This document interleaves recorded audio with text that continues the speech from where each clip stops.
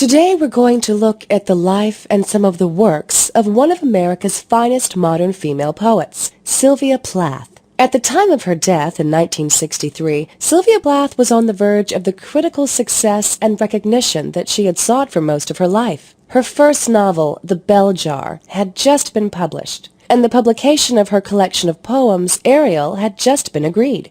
These poems, which were mostly written during the last year of her life, chronicle the traumatic developments taking place in her personal life and were to make for her a reputation as a first-rate poet. But it wasn't until 1982, almost 20 years after her death, that her posthumously published Collected Poems won the Pulitzer Prize for Literature. Since this time, the fascination and intrigue with her work has continued to grow.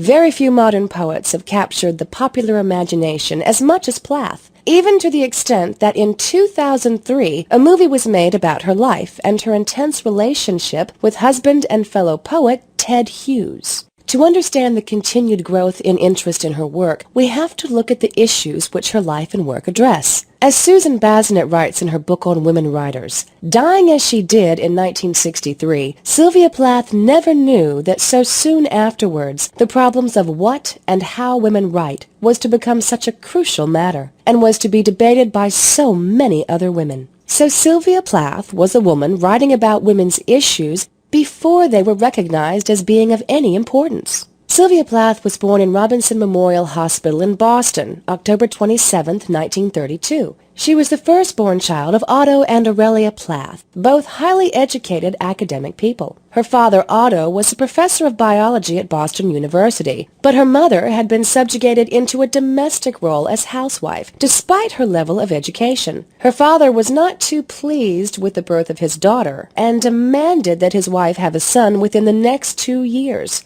Amazingly enough, his wife obliged by giving birth to a son almost exactly 2 years later. This domineering father figure became a common theme that recurred throughout Plath's writing. With the birth of her brother, Sylvia had to work much harder to win her father's attention and approval. When in 1936 Plath's father became ill, access to him became even more restricted, and Plath's main means of getting attention from her father was by achieving academic success. This meant that from an early age she began to equate love with success. In 1940, Plath's father died, and this left the family in a very difficult financial situation. They were forced to move away from the seaside home that Plath had enjoyed so much and into a suburb of Boston, and her mother had to take a part-time job to support the family. In 1950, Plath graduated from Bradford High School and won a scholarship to Smith College. In the same year, she published a short story entitled "And Summer Will Not Come Again," and a poem called Bitter Strawberries.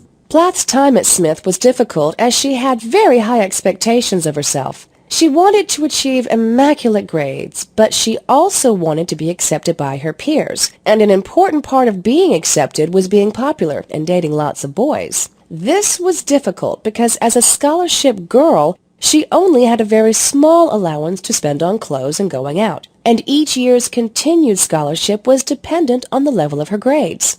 In 1953, Plath won a fiction contest sponsored by Mademoiselle magazine and was offered the opportunity to go to New York as a guest editor. She relished this opportunity to spend a month working in a professional publishing environment. But Plath returned from New York feeling exhausted, and after hearing news that her application to a creative writing course had been rejected, she fell into what was to become one of her many depressions.